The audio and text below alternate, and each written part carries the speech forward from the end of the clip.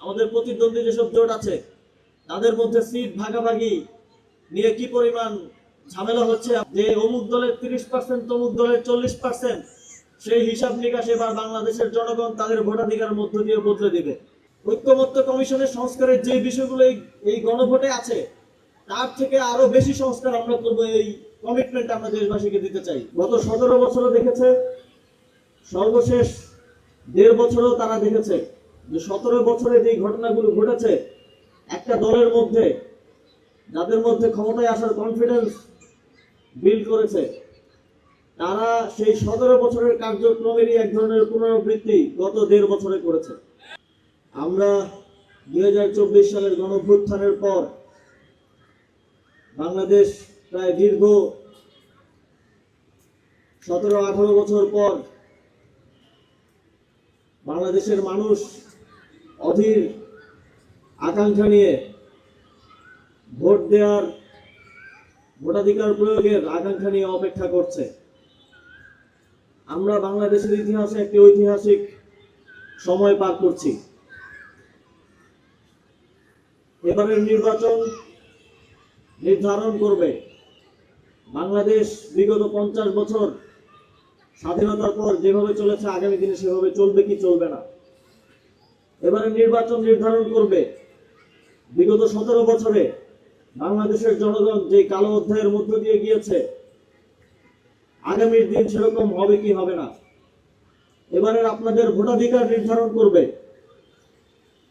আমরা যেই অপশাসন, যেই গুণ খুমের রাজনীতি, যেই মুখ চেপে ধরে রাখার রাজনীতি, যেই দুর্নীতি চাঁদাবাজির রাজনীতি দেখে আসছি, সেটা সামনের বাংলাদেশে দেখব কিনা।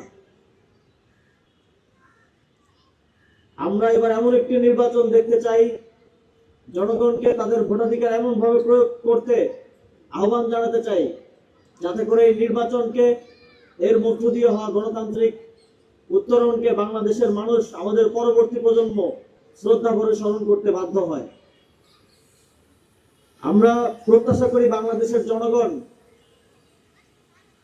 গত 17 বছরও দেখেছে, সর্বশেষ 1.5 বছরও তারা দেখেছে যে 17 বছরে যে ঘটনাগুলো ঘটেছে, একটা দলের মধ্যে যাদের মধ্যে ক্ষমতায় আসার কনফিডেন্স বিল্ড করেছে, তারা সেই 17 বছরের কার্যক্রমেরই এক ধরনের পুনরাবৃত্তি গত 1.5 বছরে করেছে।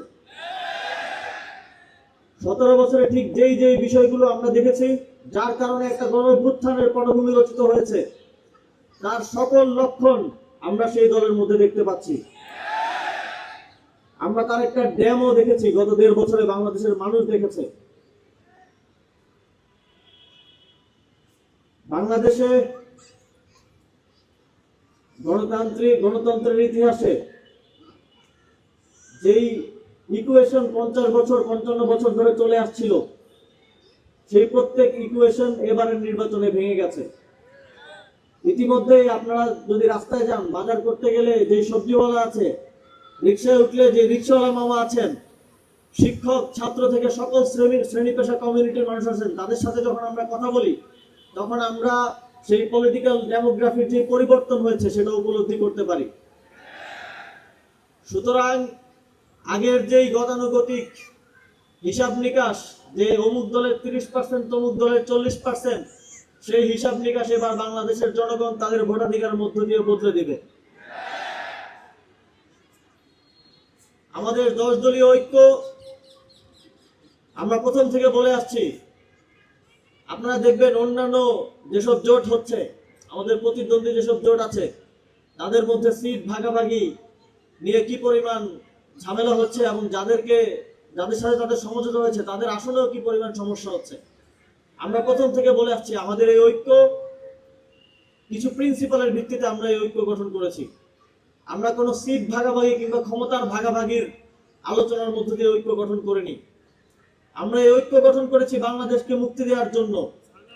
আমরা এই ঐক্য গঠন করেছি জুলাই গণঅভ্যুত্থানের মধ্য দিয়ে যে সংস্কারের কমিটমেন্ট দেশবাসীকে আমরা দিয়েছি সেটা বাস্তবায়ন করার জন্য। এই ঐক্য, এই জোট বিজয়ী হলে ঐক্যমত্য কমিশনের সংস্কারের যে বিষয়গুলো এই গণভোটে আছে, তার থেকে আরো বেশি সংস্কার আমরা করবো, এই কমিটমেন্ট আমরা দেশবাসীকে দিতে চাই।